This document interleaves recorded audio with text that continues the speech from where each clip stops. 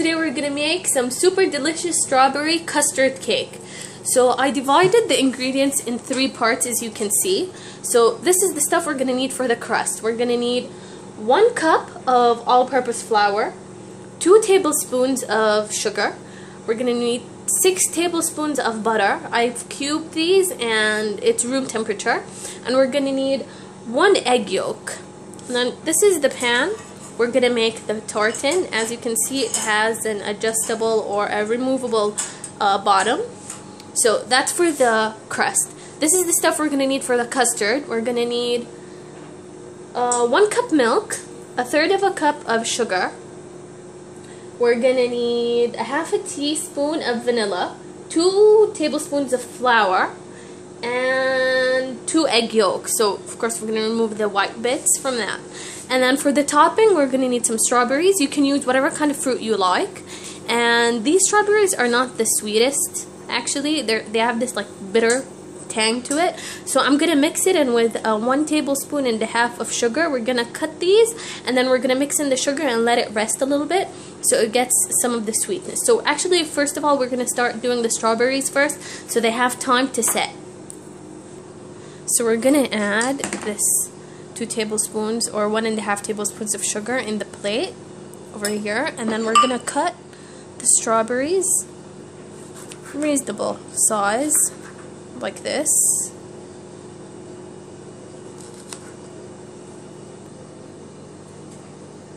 So we're gonna add the strawberries here.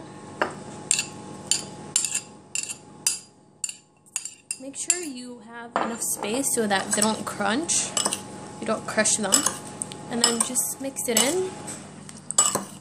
It's not too much sugar or too little, because the strawberries actually they're gonna excrete some of their juices, and then the sugar is gonna cover it all. So it's gonna get the not sweet flavor.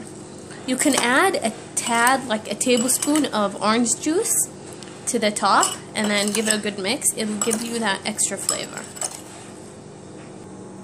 So we're gonna separate the egg yolk from the white part of the egg, which we don't want, and this is how you do it. It's okay if you get a little bit of the white stuff. It's not gonna kill anyone, so that's fine. So we're going to put in the flour first to make the crust with the sugar, and just give it a good whisk to get everything mixed in. We're gonna break in the butter just a little bit by put half first, and then just, I think if you use a whisk, it's the best solution. You can use a batter, or you can use those electric blenders, but you want your crust to be fluffy and airy and crisp, so this is the best way to do it. We're gonna add the other half of the butter, and I actually have a good answer to the question, why didn't we melt the butter? Why is it still in cubes? If you melt the butter, the crust is gonna be really hard, and you want it to have this biscuity texture to it. That's why we didn't melt the butter. We're gonna add the 1 egg yolk, and we're just gonna, what is this? We're gonna mix it in. So I'm gonna mix it in with my hands. Okay, so we got it all nice and doughy. Don't overwork the dough. So this is it. After it's set, we're gonna light it in here.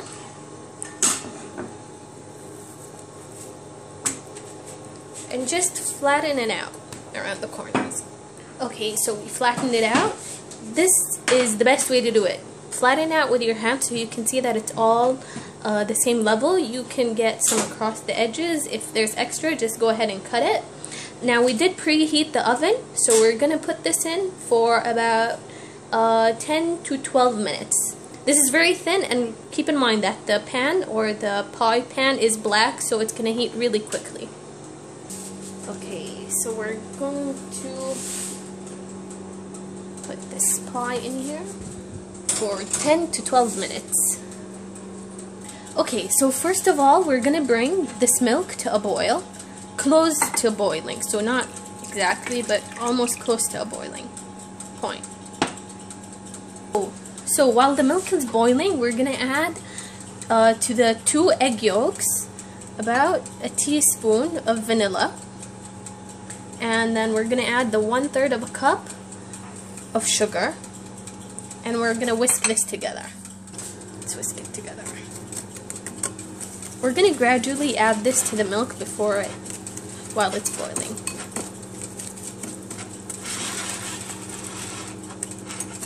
Okay, that's good enough.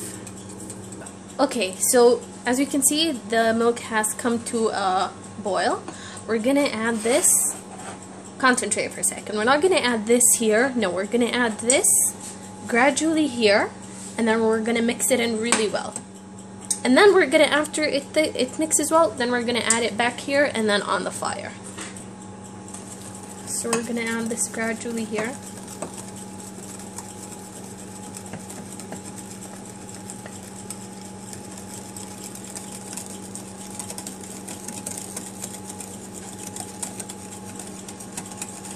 Because this has eggs, if you don't constantly stir it, it's going to get all these nasty lumps and bumps, and that's not what you want.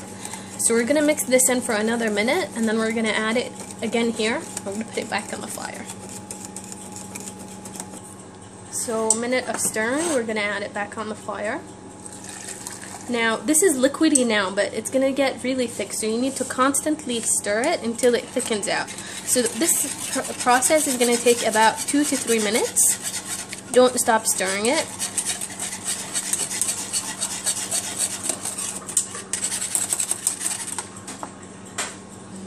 So 12 minutes in, this is ready to take out. Okay, be like extra careful. Okay, you can see the corners, they're golden, and this has thickened up a bit, so we're gonna take this out and let it cool a little bit. Okay, so the consistency of this has thickened up a little bit more. We need it to be just as thick as you can without lumps. So we're going to increase the heat on this a little bit more, and we're going to take another 2 to 3 minutes to get it perfect. See, it's still watery. We need it to be custard-like, pudding almost. The consistency of pudding. So it's still not there yet. Please taste your custard. If it's too sweet, you can add just a little bit more milk. If it needs to have extra sugar or extra vanilla, go ahead and add it. Okay, so this is finished. It took about 5 minutes. As you can see, the consistency is very custard-like, so we're gonna not wait for this to cool. We're gonna add it straight on the crust. We're gonna add it on the crust.